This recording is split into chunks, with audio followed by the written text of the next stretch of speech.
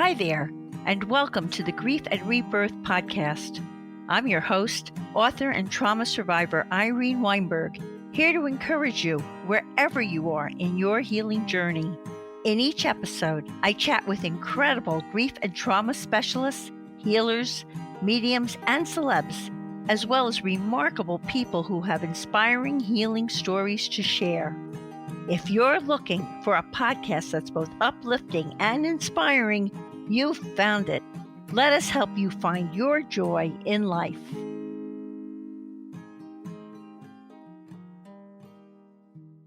Hi, everyone. I hope this finds each of you so very well.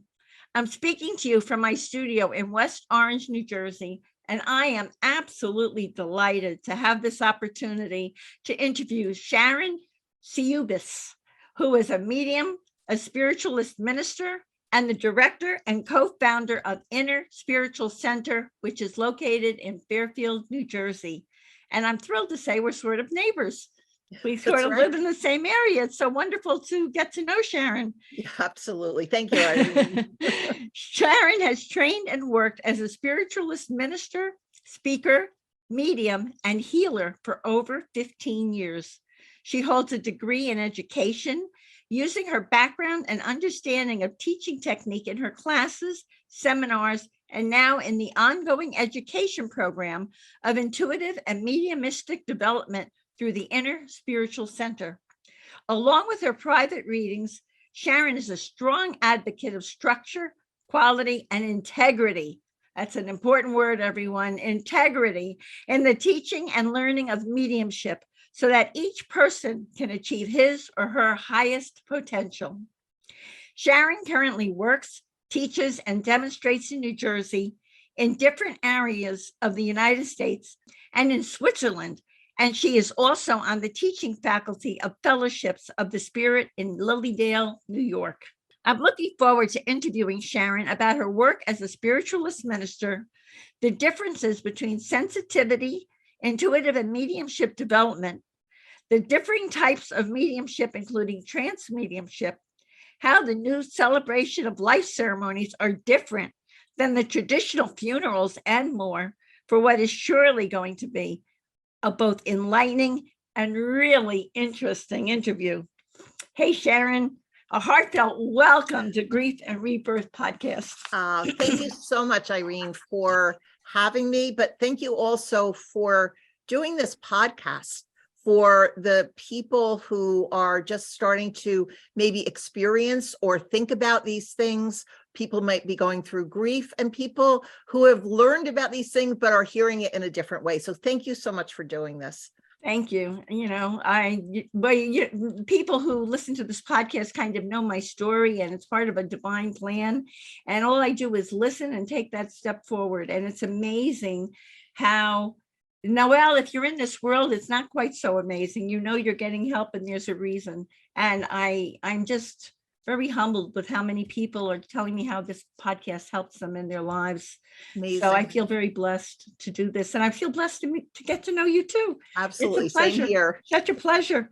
So let's get everybody to know who you are and how you came upon this. So were you intuitive throughout your childhood? And how did your grandmother's passing open you to spirituality? Yeah, it's a great question. I see from people that I've worked with, and it's closer now to 25 years. I think the bio that I might have given you is a little older, but I've been doing this for a while. And what I've been finding, which I hope a lot of people have recognized, is that we are all souls in this journey, right? And whether we are 2, 20, 102, we all have the ability of that soul presence to have awareness. Now, it's not about telling the future. It's not about picking the lottery numbers. It's about being sensitive, being aware of the energy that surrounds everything in our world and everything in the world of the spirit. So my intuitiveness or my sensitivity, I do remember being quite young and having some experiences which I couldn't understand or put in the context of what was happening to me. It was just natural. I remember when I was probably 5 or 6, feeling like I was in a costume. It's the best way I can describe it. Mm. Like this part of me was here, but I felt like I was looking out through a mask, out through a costume, which I couldn't really kind of grasp. But at the time now, I can look at that and say, that was my soul talking. You know, that was my awareness of body and soul, not just that we're one kind of mesh kind of thing. So you're actually in your early childhood, you were perceiving that your body was not really all of who you were. That I was. That's amazing. I was. Now, you know, some people have experiences with the spirit world. They see people or they're aware of people. I didn't have those kind of experiences when I was younger, or if I did, I wasn't registering them. My experience was always seemed to be, what's my relationship in this world? What's my relationship with myself in this world? And what's my relationship with other people in this world? You know, and then when I got a little bit older, I remember with my mom driving someplace and, you know, we passed by where this graveyard was. They were having a funeral. And of course, people are upset and they're crying and they're weeping and they're hugging each other. And I just remember saying to my mom, I don't understand it, because that person that they're crying about is right there. Now, it's not like I saw them like I'm seeing you, but there's just an awareness of, they weren't in this hole in the ground. They were present with their family. They were present with their loved ones. And so it was those kind of experiences I had, you know, younger, a little bit older. And then my grandmother passed when I was a senior in college. And it was very interesting to me how this unfolded, because I had just seen my mom. I didn't go to college too far away, but I lived away. So I was about an hour away from my home. I had just been home that weekend before, saw my grandmother, perfect health as far as, you know, we were concerned. She was in her 70s, but, you know, was fine. Saw her, goodbye, grandma, love you, kiss, went home. Where I was. And during that week, I was in my apartment and my phone rang. And I always say, you know, it was in the day when the phones were attached to the wall, you know. Now I know today that doesn't exist. But so I got up, I was walking to get the phone, which was in the kitchen area on the wall. And as I'm walking, I hear my grandmother in her voice say, I'm okay. Oh, wow. And I'm going and I'm like, why am I hearing my grandmother? You know, it makes no sense to me. And as I'm picking up the phone, I hear this. It's my mother saying my grandmother had just passed like an hour before, because not expected. She was actually leading the prayer at her Baptist church. And when she sat down from leading the prayer, she just fell out of her chair and she was passed. So there was something in that experience that said to me, there was a reach out from my grandmother in some way, some shape, some form, to let me know she was okay. And that started me a little bit on a journey. Now I had college to finish. I started work. I ended up getting married. I had a child. I had all of these things happen in life. But then I was able to take that experience, Irene, and then start to look at that when I had time in my life to really start to understand, why did that happen? How did it happen? And how does that then work when we leave this costume, when we leave this physical world? What happens? And how do we get to talk to our people? That's so cool. Yeah. So cool. And what a blessing that you had that. It was never certainly expected. And to this day, I've never had that same experience. I've never had somebody where I've heard them in that same way, except my grandmother. And I know with my grandmother, whatever work I do, whenever I'm doing either my work or working with other people in this journey, I know she's there. And when we work with students, generally, a lot of times, the first time somebody will say, I'm like aware of this grandmother, I'm aware of this, and I know it's her from the evidence, but I know she's there to help and to continue to help. Yeah. So wonderful. Yeah. So now you tell us how your grandmother opened you, But first you were, what boring vocation did you have before? What were you doing before? I'm assuming it was nothing like what you're doing now, which is so fascinating, working with people and helping people to connect with the other side. So what were you doing before you became a medium? And how did that segue to becoming a medium and opening a spiritual center? Yeah, I know, really crazy, right? When you look at this path, and Well, and crazy, wonderful in a way, but how did that all unfold for you? well, I actually consider myself, in terms of religious upbringing and all of that, kind of a mutt, because I've just been in, kind of dipping my toes into a lot of different things over the years. Like I said, my grandparents were Baptist. So when I was little, we went to the Baptist church in Paterson, New Jersey. And when we moved, that wasn't convenient anymore. So we went to the Presbyterian church in town. I went to school. I went to college to be a teacher. And right after college, I ended up working at a textile company that was a Jewish-owned textile company, and I married a Catholic. So, and now I'm a spiritualist. So there's, all this kind of stuff. You're a smorgasbord. I mean, I am. I'm a mutt. But with all of those pieces, as I look at them, and I've worked for this company, and God bless them, because it's a wonderful family. We're down now to like 5 people. We're all older. But that company I still work with, like one day a week, a couple days a week, because we're family, not biological family, but family. Yeah, they're your tribe. There are, yes. But in the times from when I was in my 30s, and I started to look at spiritualism, which I didn't really understand. I didn't know what spiritualism was. I didn't have really any background to that.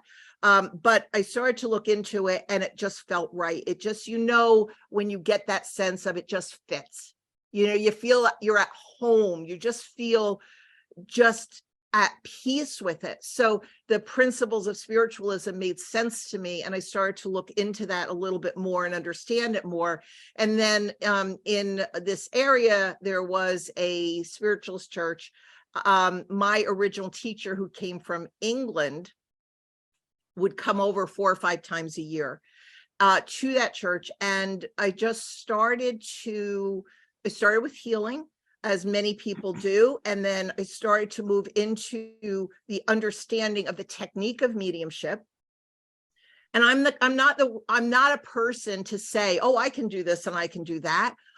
I had no clue, honestly, that awareness would be available to me, other than this experience I had with my grandmother and some of these other experiences I had.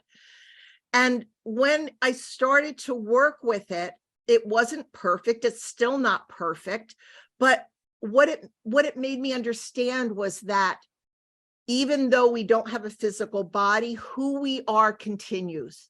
And who we are contains our memories, our relationships, our prejudices, our loves, our hates, all of those their prejudices to the other side?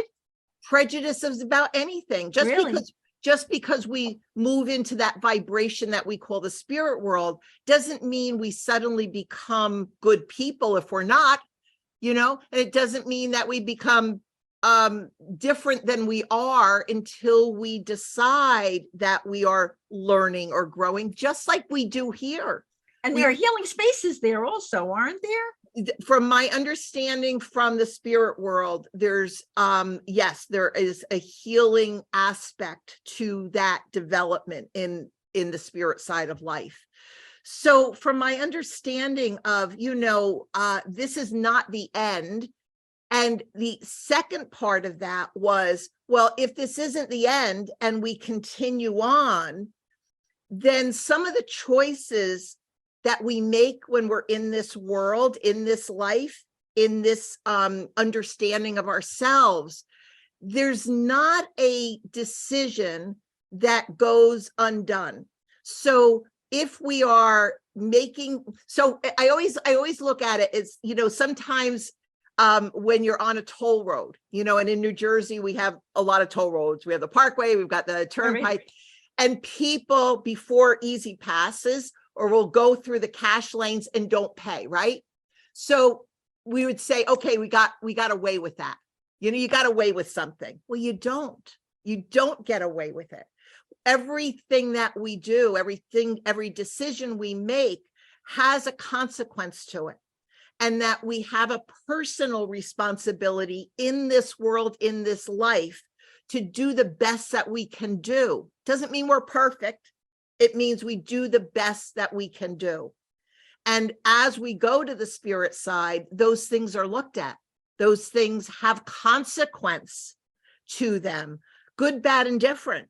So when we say, okay, I'm, getting away with something here, we don't. We still have that ability to look at that. So in terms of your question, when I started to work with mediumship, all of these other revelations started to come towards me, of understanding that this life is important. That this life, whether we're in grief or whether we're in disease or whether we're in whatever we're in, that if we can work to better that situation, whatever it is, it doesn't mean we get physically better sometimes, but what it means is that if we can work to make it better for ourselves, if we can work in this life to make it better for other people, there is a consequence to that helps us when we move from this physical world. Are you talking about that being the life review?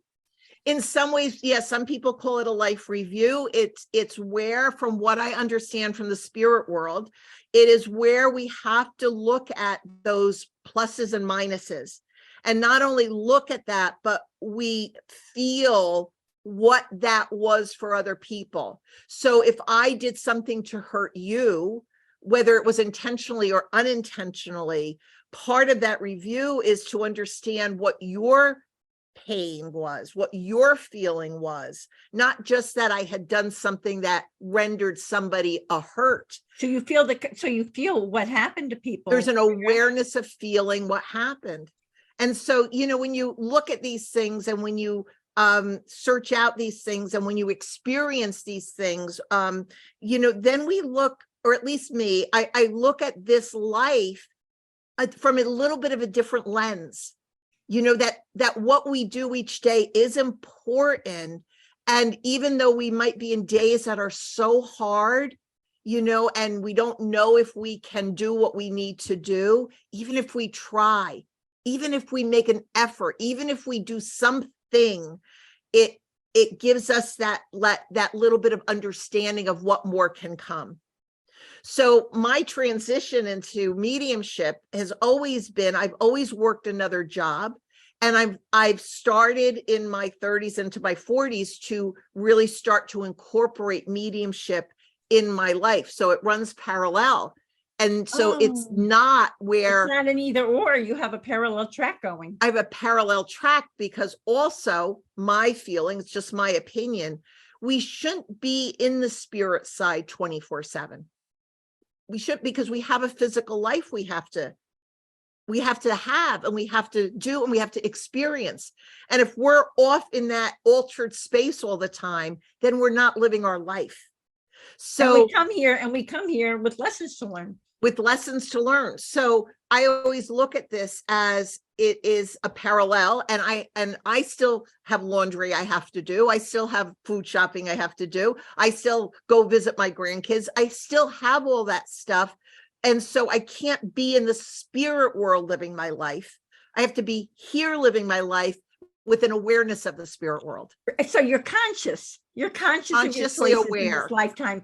And I really think, for me, that's what is the difference for those of us who are awakened or are waking up, that we're more conscious of our what we say, of how we behave, and that we know that there are that, and that we're not fading away to nothingness at the end, that there will be even more awareness when we cross over. Yeah, for those people who are ready for more awareness. Yes, absolutely. And again, just like this life, we have opportunity, we have lessons. right? We have these decisions, these opportunities that we take or we don't take. Doesn't mean it's right or it's wrong. It just means in that moment of time, that's our decision. But we have the same in the spirit world. We have decisions, we have opportunity, we have the availability to grow and learn, but it's not at the same pace as everybody else. So as individual as we are in this life, we are as individual in the life of that energy of the spirit world. Which is so true, because in mediumship, the personality, the way people identify the personality when they come through, is the personality remains.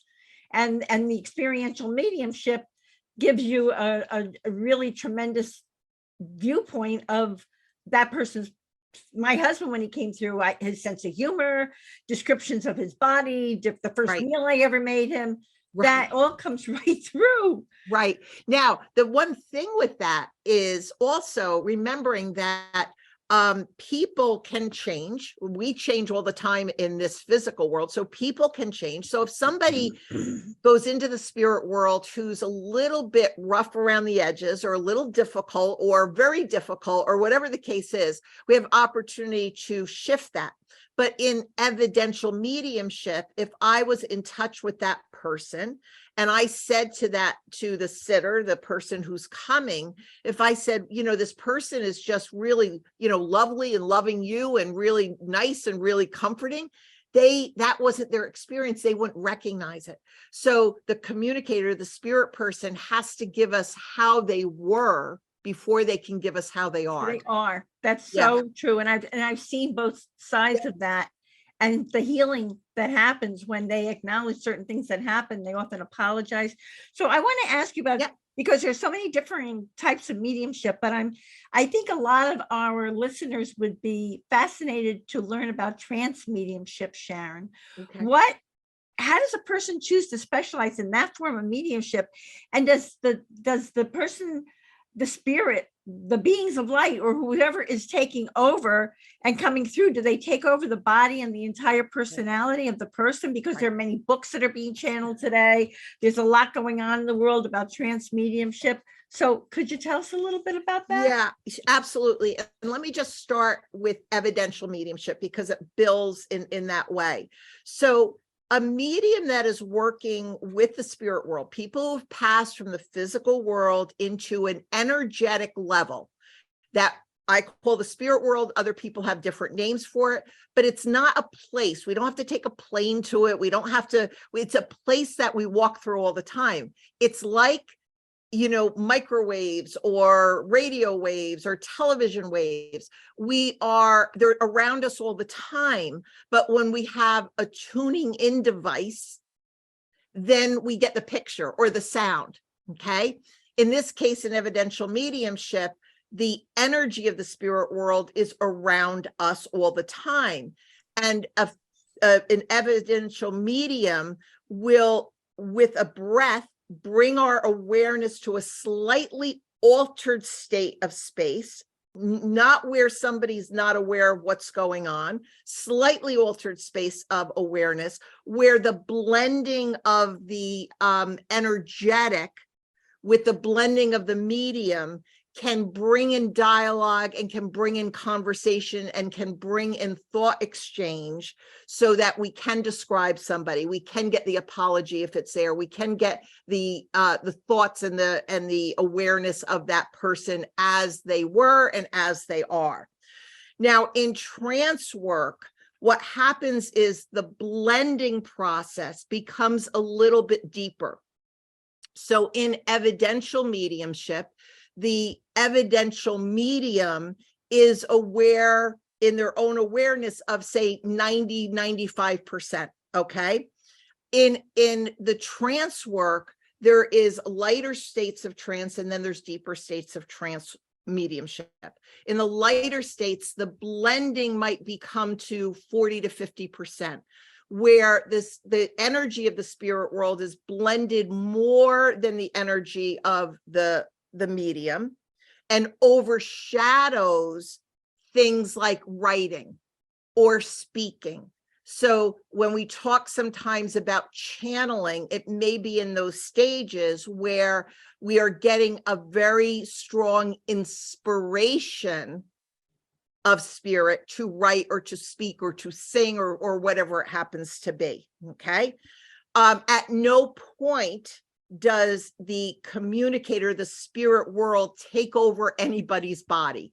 That's all from science fiction. That's Hollywood.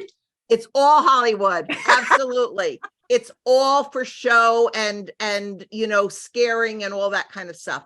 The soul can only represent one person at a time.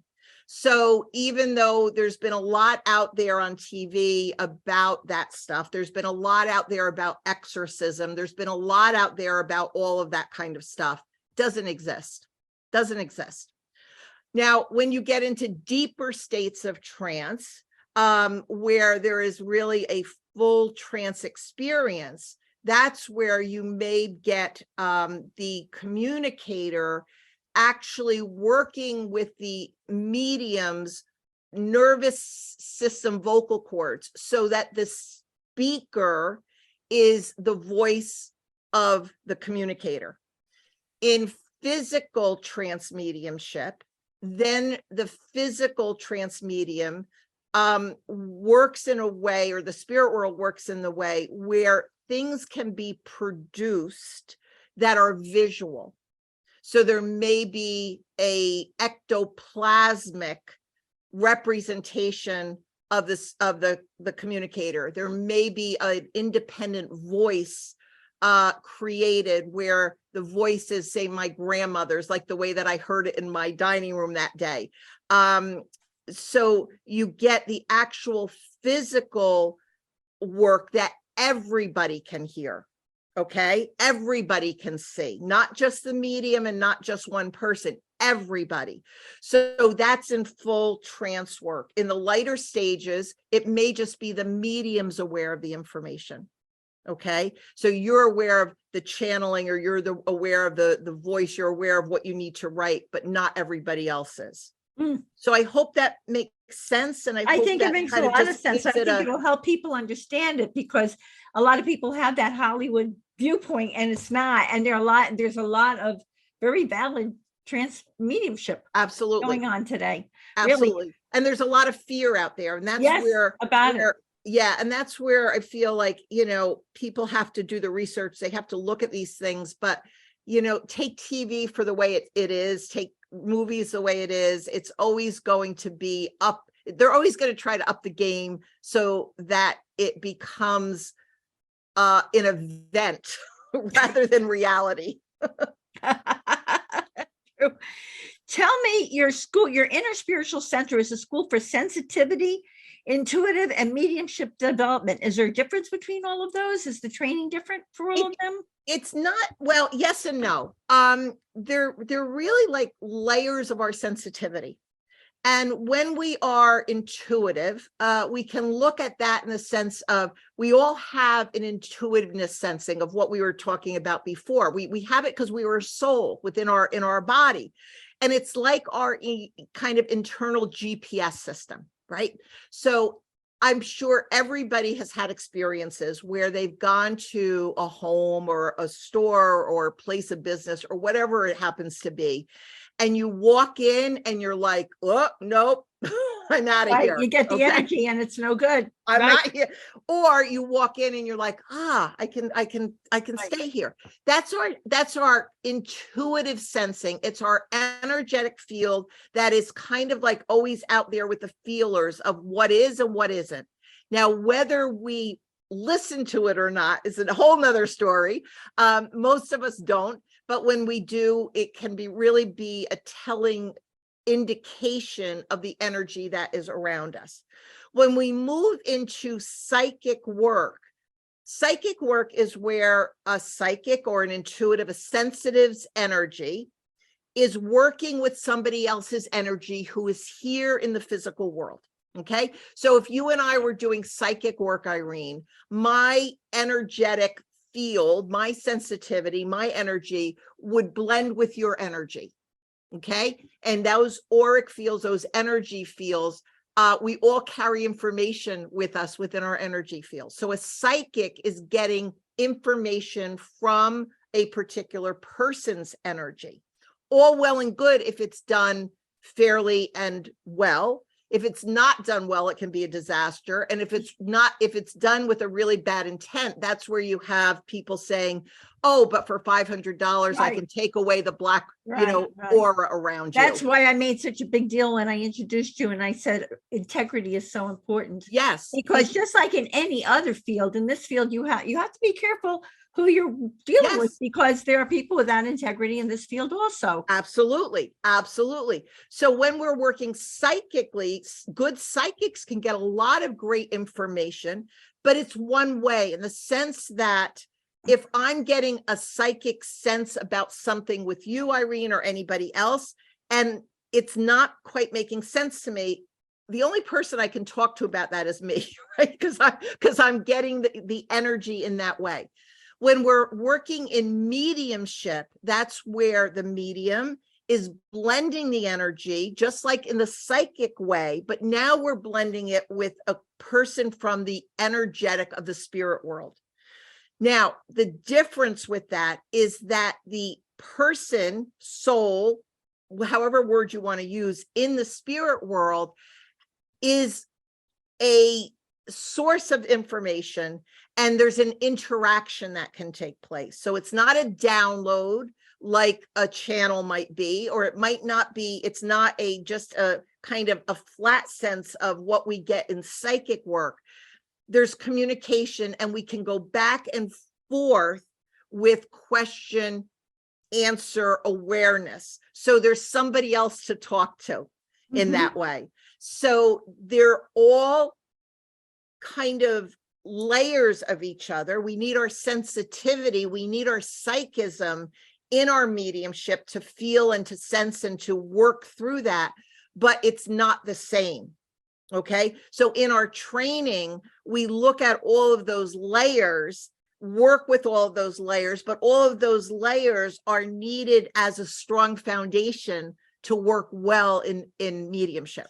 So the surprising thing for a lot of people listening to us is that there's a lot of work that goes on to learning how to do this and preparing to do it well, and to preparing it to do it with integrity.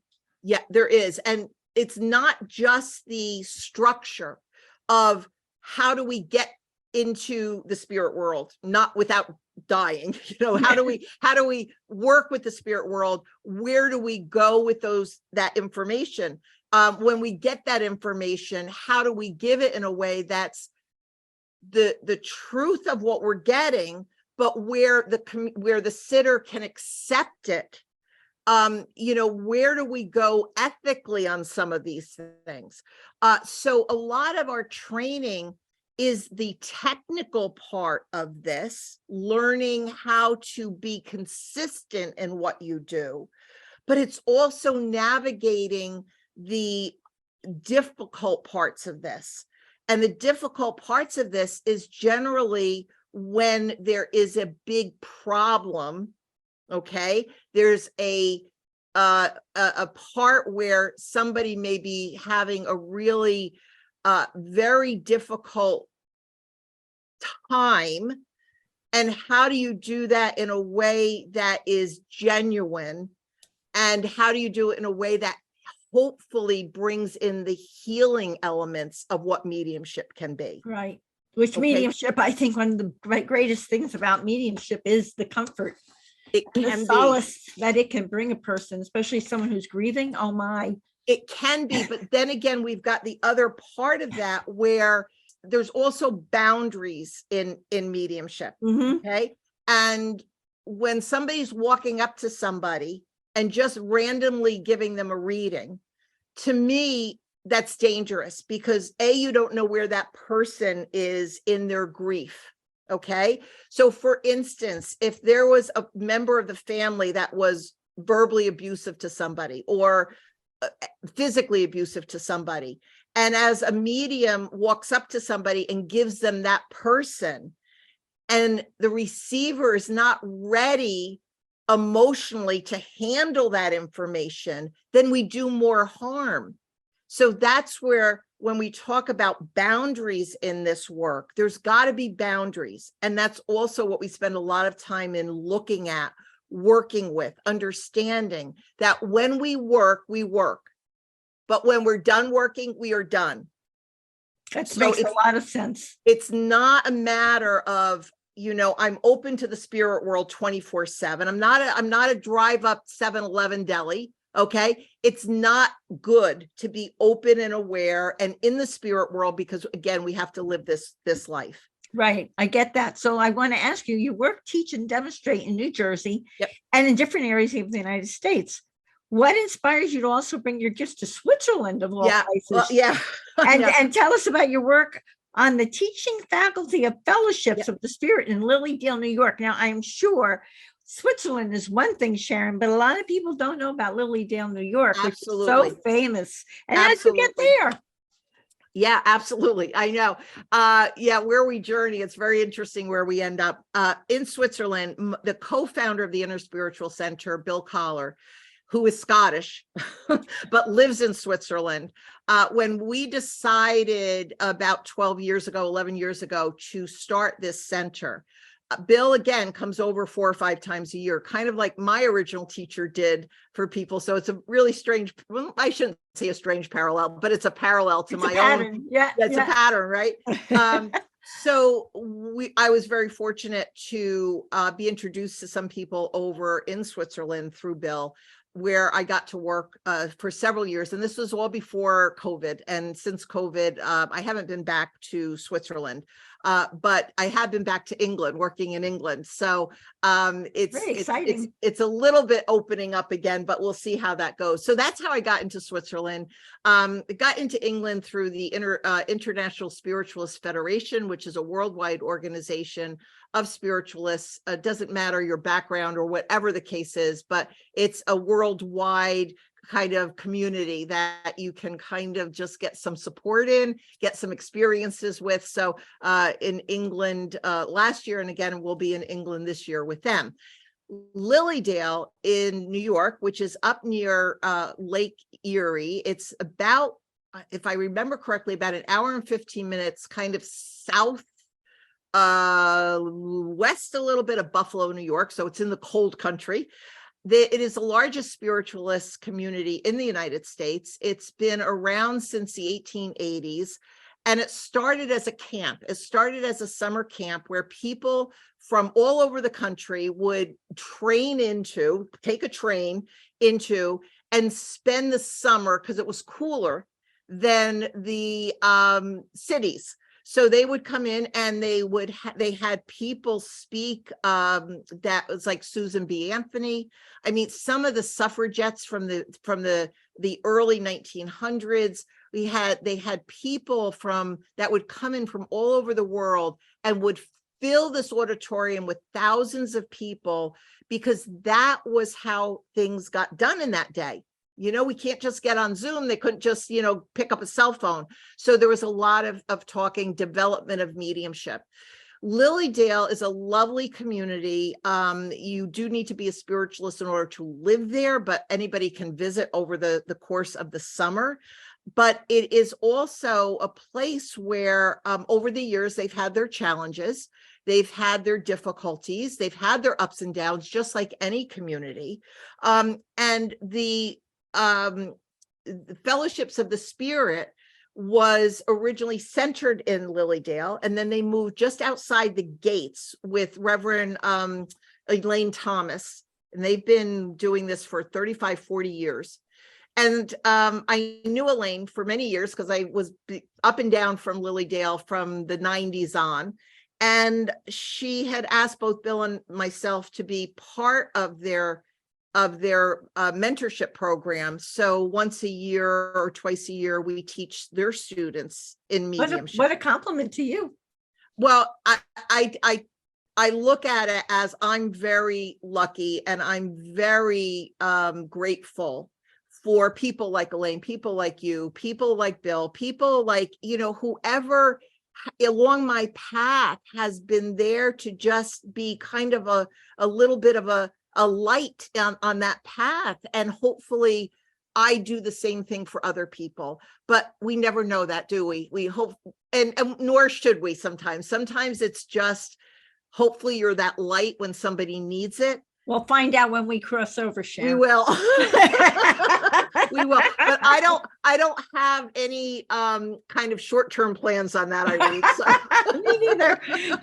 Let me ask you about the types of healing services that are offered at your center, and how are Sunday services there different than what a person usually experiences in a church? And for those who are listening to this podcast, are your Sunday services available via Zoom? Yeah, well, first of all, let me answer the last one first. Yes, we're available. Since COVID, we went on Zoom totally. Last April, we reopened up and we're running hybrid. So we have in person and we have cameras up. So we have Zoom and in person at the same time. People can get on your website and they can sign up to see your services on Sundays. Yeah, they don't even have to sign up. If they go onto the website, which we'll give later on, it's innerspiritualcenter.org, they can click on the Zoom link because it's the same Zoom link every week. And it is 10:30 Eastern time in the States every Sunday, except this year because Christmas and New Year fall on a Sunday and we all have family plans. It's not on Christmas or New Year's, but every Sunday we have service. Everybody's welcome. There's not a test you have to take before you come into service. You're just welcome. So with our services, and you said, why are they different? Yeah, because a person goes to church or they go to their synagogue or whatever. Yeah, it's a different experience. Well, to a spiritual church. Yes. Church. It's a different experience. I think anywhere where you go, that's a spiritual place. It's a different experience. In our services, we always have an opening and closing prayer. We have some songs, although we're not really great singers, but we have some songs in between, that we have a speaker every week about some topic that's on the spiritual realm. It's not anything to do with, open to this page and we're going to read together. It has something to do with life events because so the topic is someone who's experienced something or they're sharing their knowledge or their experience about this world. Yes. And we also have a demonstration of mediumship each Sunday, which is about anywhere from 20 minutes to 35 minutes, depending on the medium we have and depending on the time period. But the demonstration of mediumship is a connection or connections from the spirit world to people who are there or on Zoom. Not everybody gets a contact because, again, we could be there for 5 days. We can't do that. We've got a certain amount of time, but it's just an awareness that the spirit world is around us, and with that is the evidence of that person. It's not just because I've been to places where they've said, "Oh, there's a woman by you and she loves you very much." Maybe not, don't know, because you're not telling me who it is. So we are training people, and we've trained people that, if you're going to somebody, you better know who you have. Okay. So it might be grandmother on mom's side, dad, mom, sister, brother, whoever it happens to be. And this is the information about them that makes them them. So the demonstration is there, and we always have fellowship. So if you're on Zoom, you can hang out for a while. If you're there, we always have coffee, tea, and something to eat. Right. And I think what's also wonderful about it is if people are bringing forth in the demonstration, they're bringing forth the deceased, and it's a really good reading that way. Maybe that person, someone in the audience who didn't get their actual message, wants to work with that medium now that they know that medium, the kind of work that they do. Well, that's true. And, it's interesting, Irene, because a lot of times people just think this is kind of a cut and paste kind of world, the spirit world and mediumship. Not every medium is right for every sitter or every person in the spirit world. And not every communicator is right for every medium. So it's like everything else. Some people we click with easier and some people we don't. And energetically that works that way too. So yeah, that's a good point because again, certain people just work better with other people. So it just opens that up to works here and it works the same way over there. Yeah. Right. You know what fascinated me also, and I think people would find this very interesting today, and you do this, more and more people are talking about having celebration of life ceremonies instead of traditional funerals. And sometimes people are having both. So could you tell us about that? Because I know you have celebration of life ceremonies at the Inner Spiritual Center. And do people sometimes come from the traditional funeral or whatever to you? So how does that work? And what's that about? Yeah. And yes. In a celebration of life, and it's funny because, well, it's not funny, but I just came from a funeral today, just an hour before we got on here. I got back, and this was for an older gentleman, lived a long life, lived a great life, had a great family life. It was all good. It was all nice. Okay. But the funeral was very cold to me. And what it to me celebrated was his passing, but not his life. So when we look at celebrations of lives for people who have passed to the spirit side, we look at what is it about that person that is other than their soul everlasting. What have they made a difference in for somebody? What have they done that we want to remember them for?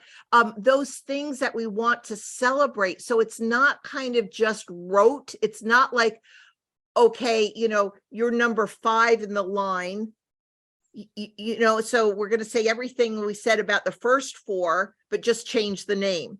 All right. It's very personalized. It has input from the family or the loved one or whoever it happens to be, as far as what they want to have in this also, because these type of things are not for the spirit world. People who pass to the spirit world are in the spirit world. You're either here or you're in the spirit world. There's no in between. So they're already there. It's for the people who are still here and have to work through their active grief. So we have to look at what helps the family, what helps the loved one, what helps the partner, the wife, the husband, whatever it is, in order to start the healing process of grief. So we have their input as to what do they want? How do they want to celebrate their loved one? And so it becomes more personalized. And your question about, do people come from other backgrounds? There's very few people in the United States that I know of the spiritualist group that were born into spiritualism. Okay, usually it's found along the way somewhere. So most everybody comes out of a different religious background or a different understanding. And for whatever reason, that no longer works for them or no longer functions for them, and they look for something different. So we have a lot of people who sometimes in these ceremonies want some of their traditional things that they know incorporated. And the way that I look at it is our job as a minister in that scenario, our job is to help guide the family in this process, the person in this process, not do it for them. Okay. So not say, this has to be done, this has to be done, this has to be done. You don't have to prove that you're a spiritualist in order to come in and have a celebration of life. Just come in. So yes, we have a lot of people from different backgrounds, and it can all be incorporated, because there's a lovely song from Enya from years ago that say all roads lead to one road. That's the lyric in the song. All roads lead to one road. So whether you grew up in a temple, you grew up in a church, you grew up in a mosque, you grew up just in nature, it doesn't matter. We all go to the same place. So let's celebrate that with each other rather than looking at the differences of everything. And you're celebrating that person, and there's more you can say about that person and the differences they made in people's lives when people want to get up and talk about that. Yeah, right. Absolutely. And that is probably what the deceased person is experiencing on the other side, the difference that they also made to these people's lives. Exactly. And I'll just change one little wording, because what I found from the spirit side when they've talked about certain things, one of the things they don't necessarily like is being referred to as dead. Because they're not, they're just in a different form. It's like taking water and freezing it or steaming it. It's still water. It's just in a different form. They're still them. They're just in a different form. So how do they like to be referred to? As them. As them. So, yes, them. So, and not that they loved you, that they love you. It's an active now kind of thing. It's not like, what? Yeah. For this whole interview, that I think could be one of the most important things people are hearing from this interview. They're with us, they're active, and they still love you. It's not that they loved you, they're with you in your life. They're still, or they may still be angry at you, who knows, but there's a presence with them, and not in just memory. Now, yes, the physical body doesn't go with us. There's a memory of the physical body. There may be a memory of an illness or a memory of the death passing, but that's not how they are. They're not in the activeness of that. But what they are in the activeness is their awareness of their loved ones, of their family, of their friends, of people that they may have wronged, of people that they did everything right for. It's the awareness of the present rather than the message of the past. That's wonderful to know. Yeah. Wonderful to know. Tell us about your ongoing core classes and courses in mediumship that are offered at the Inner Spiritual Center.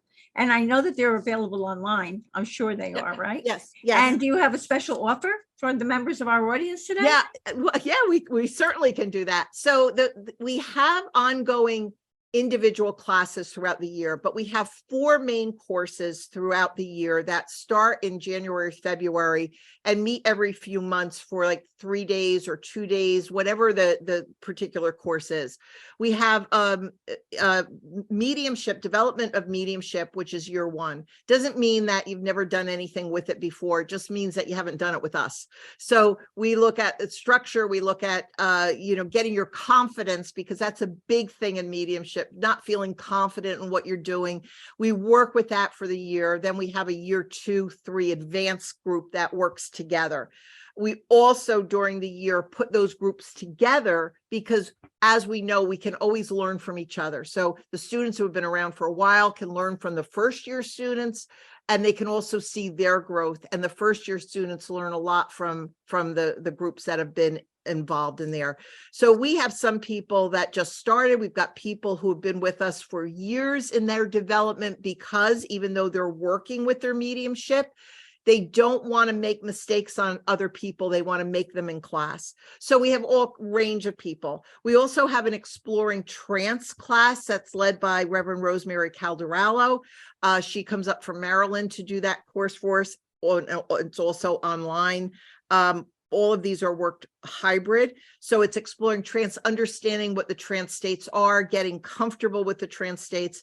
And then we have trance to physical, which is worked with or tutored by Reverend Richard Scholler. He comes out of New York, and he brings those levels of exploring trance into the deeper state trance work. And the mediumship classes are tutored by myself and Bill Collar. So we have these going on throughout the year. We have, again, individual classes that are going on in our Sunday services each and every week. So anybody that's listening to this podcast, if they do want to do one of those classes, and you email info@innerspiritualcenter.org saying that you got this information from Irene from the podcast, we will, on those courses, we will either give you $250 off one of those courses, or if the courses are already in process, you can do it for the following year, or you can take one of our standalone classes, no charge. That is so generous. That is so generous and kind of you. One of the things I really feel, Irene, is that we're all in this together, right? And, even though, yes, the center has to run as a business to some degree, because we have to pay our bills and we have to pay all that stuff that businesses do. But there's a different part of the business in this kind of work where we have to take care of each other. So we have to be available for people, and we have to be able to work with people, because not everybody can pay for a course off the top of their head, so we always have payment plans. I always work with people if they need to do monthly, because again, this stuff is hard enough. This world is hard enough. We don't need to be unkind to each other. That's beautiful. Thank you, Sharon, for that. Yes, absolutely. And the whole crux of this podcast is about getting people to healing and getting people to open to healing. And you've said that healing encompasses the physical, emotional, and mental aspects of who we are. Would you like to speak to that?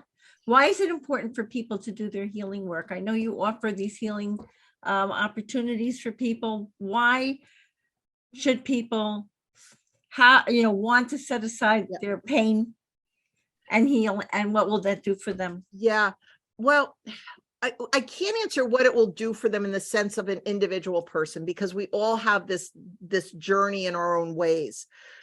But I know when we're working with our mediumship, whether it's in trance work, whether it's in mental mediumship in terms of the evidential part of the mediumship, whether we just walking around day-to-day life, when we are in pain, we process things differently. We look at things differently. We react to different things differently.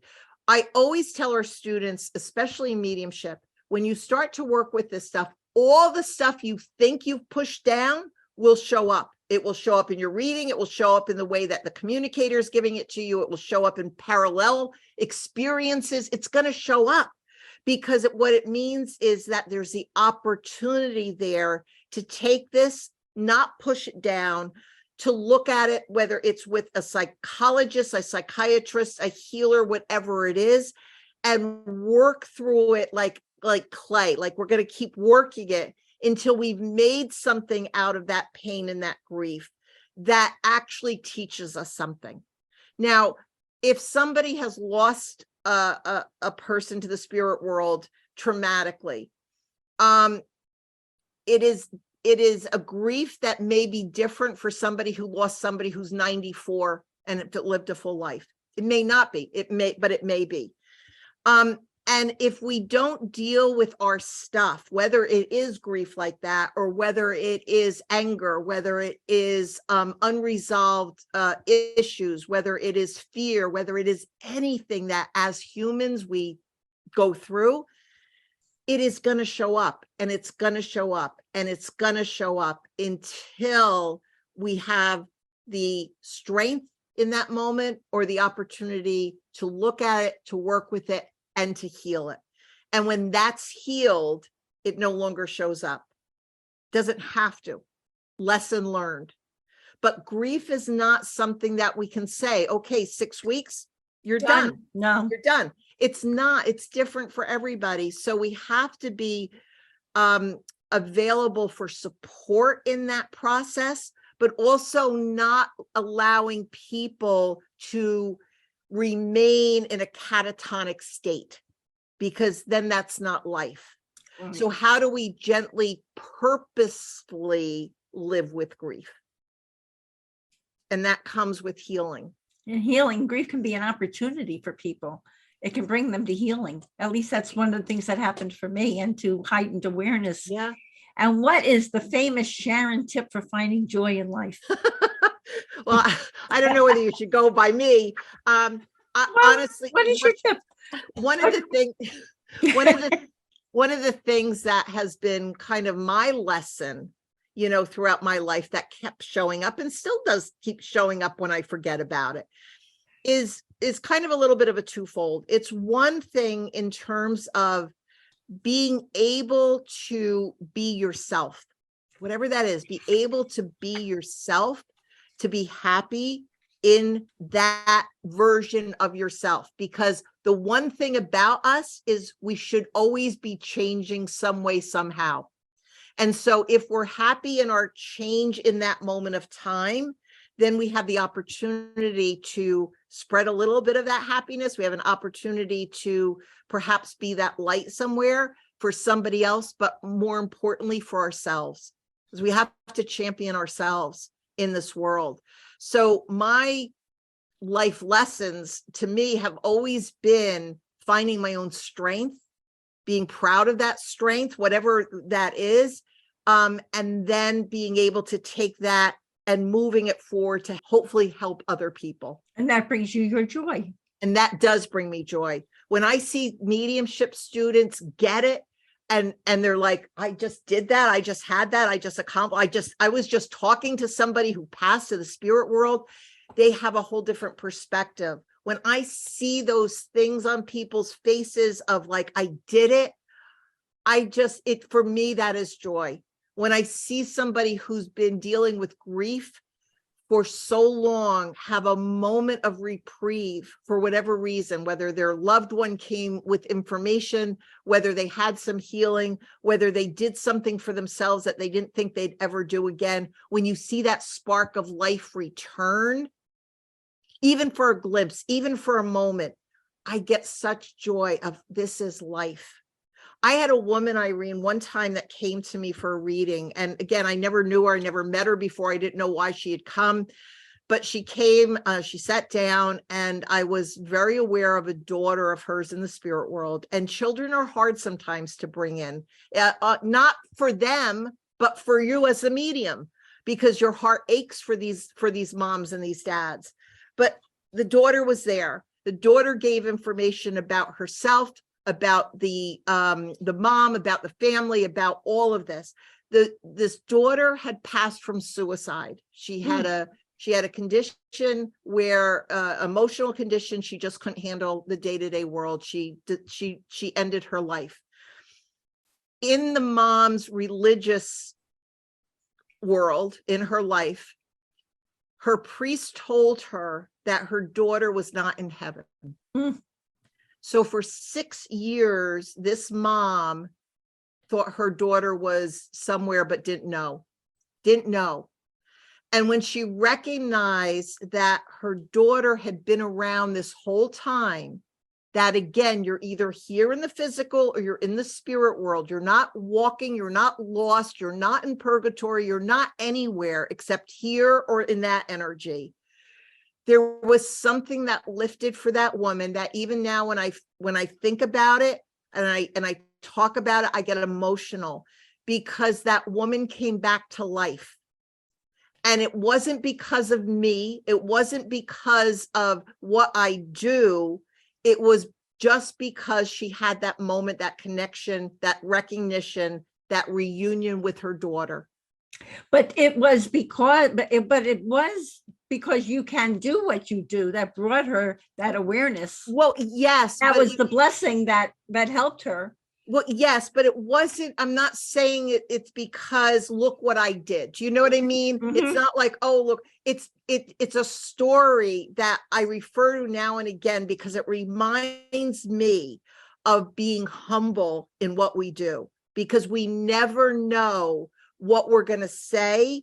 We never know who we're going to connect with.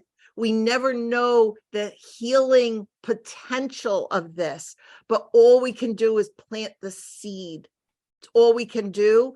So there's a humbleness about this work that I feel is really important to say, because I never say I did this, I did that. Right. It's just, this is the availability of this information. And then the person can take that information and make their own decision, whether they like it, don't like it, believe it, don't believe it, can heal from it, can't heal from it, whatever it is, then that's their journey. That's the most beautiful way to come to the end of this interview with what you just said.